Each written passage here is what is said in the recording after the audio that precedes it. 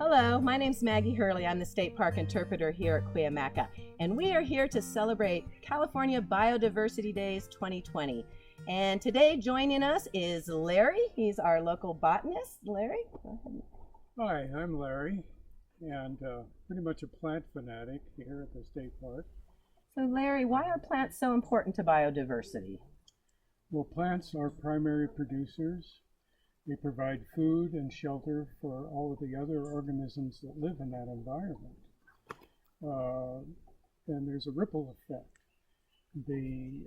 For example, we're approaching the time of year when the oak trees are producing acorns, and the deer will eat the acorns to fatten up for winter.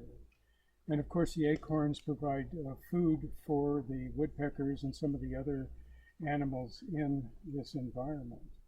Cuyamaca is an amazingly rich area, biodiversity area, and I've been working here in the park for a good 23 years now.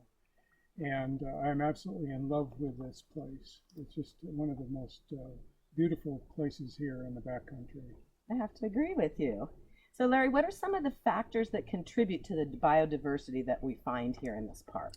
Well, I would say in part it's, a big part of it is the diversity of the habitats within the park. And we're right at the desert edge, you might say.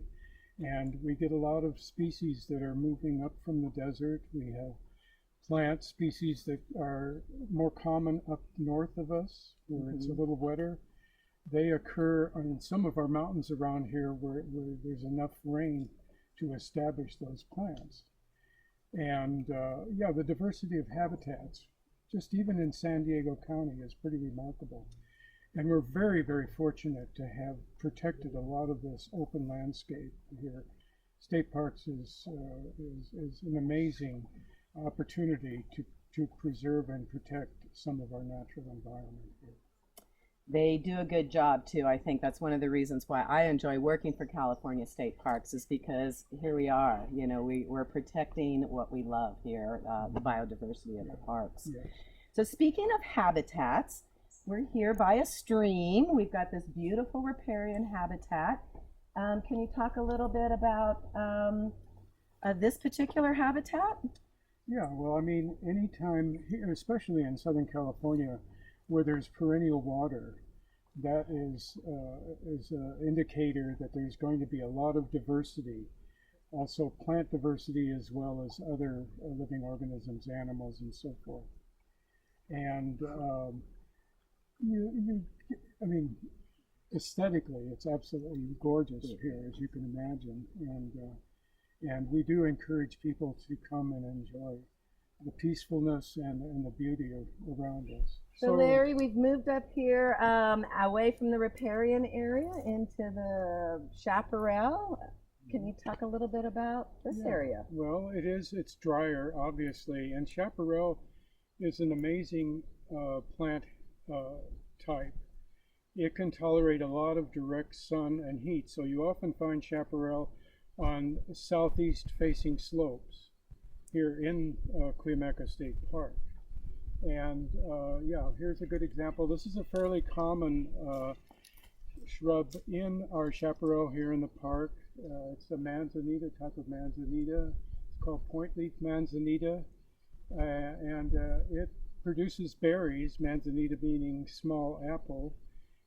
It does produce food, and I've seen there coyotes are benefiting from the berries on this. I see that often.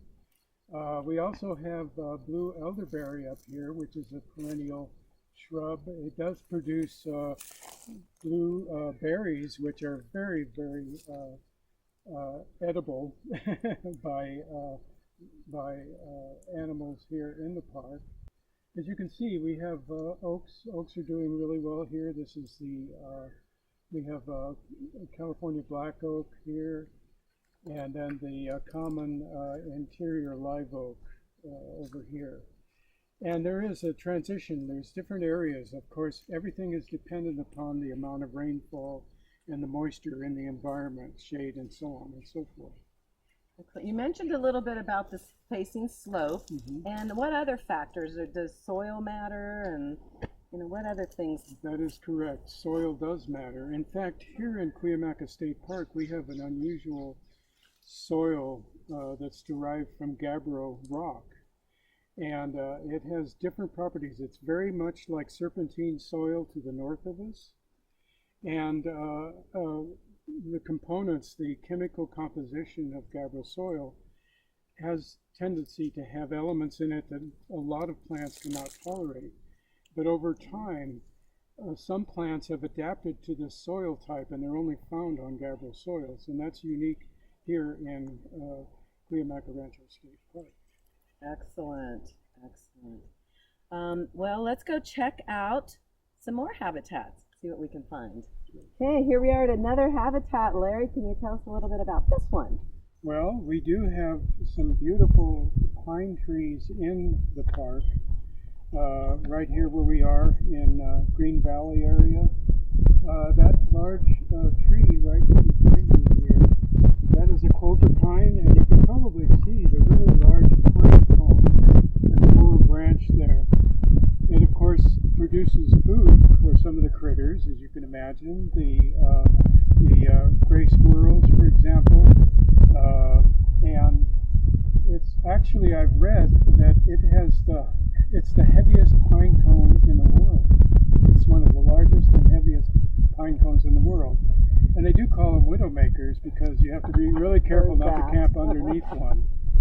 Another common conifer here, and probably the most common one where we are, is this Jeffrey pine here. And the Jeffrey pine is just a spectacular tree. This is fairly old.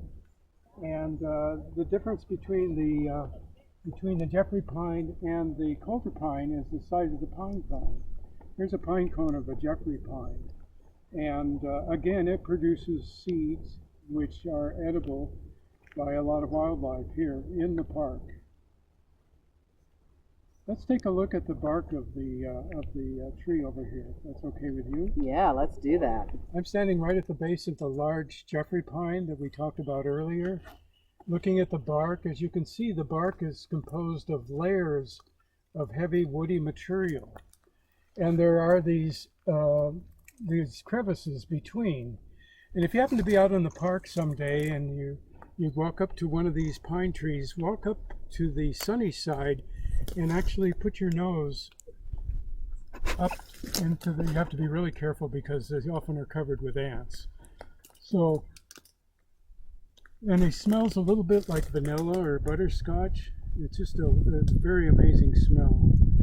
And as you can see here, there are holes in the bark. The acorn woodpeckers and some of the other species of woodpecker will actually collect the acorns from the oak trees, and they will drill a hole into, hi, how are you? Drill a hole into the bark with, peck a hole into the bark and put the acorn in the bark. Unfortunately, I don't see any acorns in this particular tree, but they were trying to bury some of them. And what happens later on in the season is a lot of the acorns that they pick up from the ground have insect larvae in them. And so the insect larvae within the acorn will eat the interior of the food, essentially. And then what the acorn woodpecker will do when it gets hungry is peck on the acorn and eat the larvae. So it's kind of it's pretty much a provider of food for a lot of other animals. Well, we've been talking about all the different habitats at Cuyamaca Rancho State Park and how it contributes to the diversity in the park. And here we are at one of our meadows. So Larry, can you tell us why the meadows are so special here? Well, meadows are special because they're wetter portions of the park, and therefore it's going to have a lot of species that you wouldn't find in drier areas. Right here where we're at, this is mostly a grass-like sedge that's growing here, and other species that prefer more water. Water is the limiting factor in the environment, as we all know. And plants will naturally sort themselves out according to their needs. Some are more adapted to drier habitat. Some only are found in wetter habitat. And our mountain meadows here are very special. They often have many different rare plants that are found nowhere else. As an example, we have, this is called Cuyamaca Gum Plant. And it's called gum plant because if you touch the base of the flower, it's real sticky. And this is what's interesting about the gum plant. It's widespread in our meadows and our grasslands. And one of the really interesting things about it is it's only known from San Diego County. And it's common where you see it, but it's found nowhere else except here in San Diego County, this particular species. And there are other plants here in this meadow. I've done a fair amount of survey work in our meadows here within the park over the many years. And we discovered a population of Bernardino Astute here. And that's considered to be a rare plant. It's scattered in Southern California, but it does occur only in San Diego County that I'm aware of, here in Cuyamaca State Park and a little bit up in Palomar, I believe. And like so much with nature, everything is seasonal. Plants like the gum plant, you'll only see it in flower late summer, early fall. And so you have to come and revisit areas at different times of the year. I recommend doing that. Most people come in the springtime or when they have time off in the summer. But I recommend visiting the same area at different times of the year to really get a sense of vegetation and the changes that are actually occurring in this dynamic habitat. So Larry, one of the things we were talking about too is just the diversity within San Diego County. Right. San Diego County, it's a pretty well-known bit of information that San Diego County is really a biodiversity hotspot. It's probably one of the most botanically diverse counties within the state, within California. And also, we have more species right here in San Diego County than they have in many states. So the diversity is just off the scale. A rough estimate, maybe about 7 or 8 years ago, was we have at least 1,400 plus terrestrial plants just in San Diego County. And fortunately or unfortunately, there are a lot of introduced species, what we call non-native plants, that are approximately 30% of that total 1,400. Part of our job here at state parks is to control the invasive species if we can, because they will, some oftentimes will crowd out the native plants and they will alter the composition and the species diversity in habitats like this montane meadow. State Park has an active role in protecting and preserving some of its natural habitat here. And we do a fair amount, I would say a good amount of non-native plant control within the Colorado Desert District in all of the parks, Palomar, Cuyamaca, and Anza-Borrego over time. And what we have done recently is we have targeted species that are not yet common, have not become a problem weed. We weed it in areas where it's known to occur.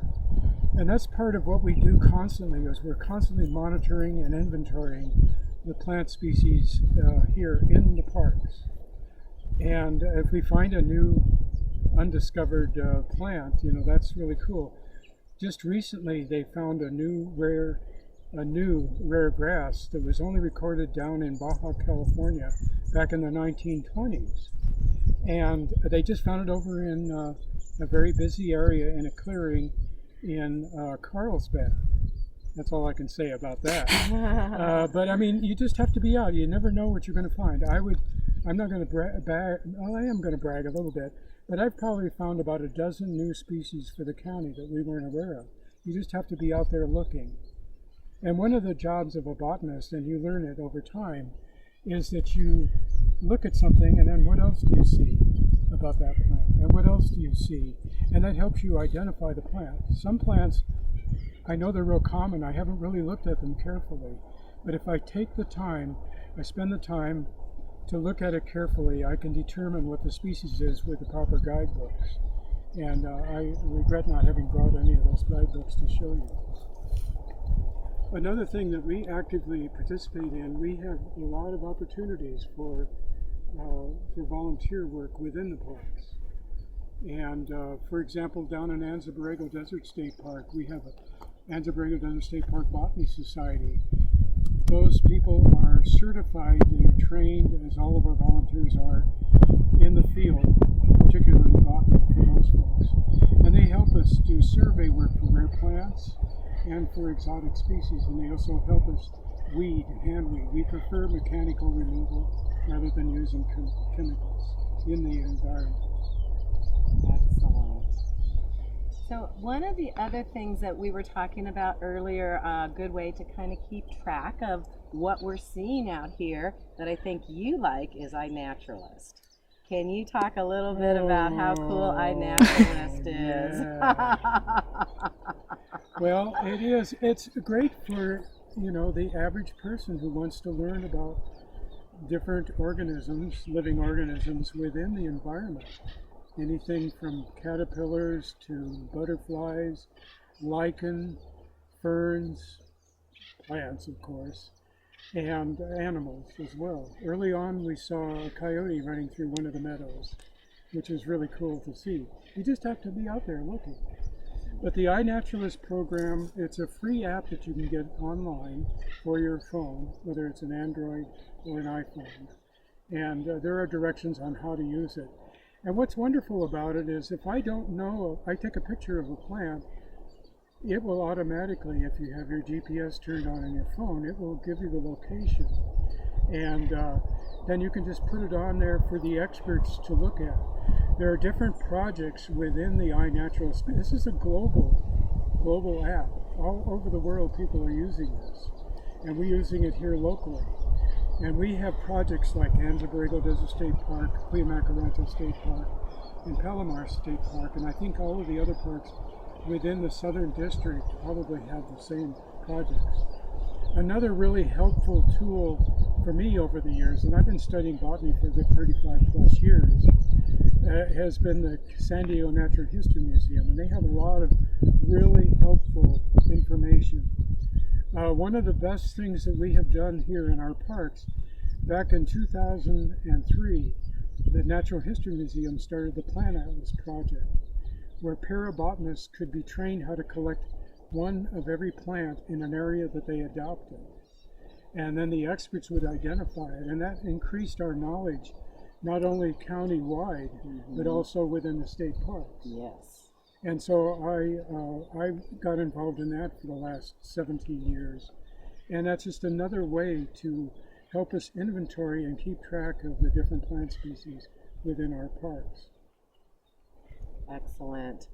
Well, I want to thank you so much for joining us today, Larry. This has been great. I've learned a lot, and your passion for plants shows. Thank you. And it's been a really fun talking with you today. And I want to thank all of you for joining us for our California Diversity Day events 2020. And see you later.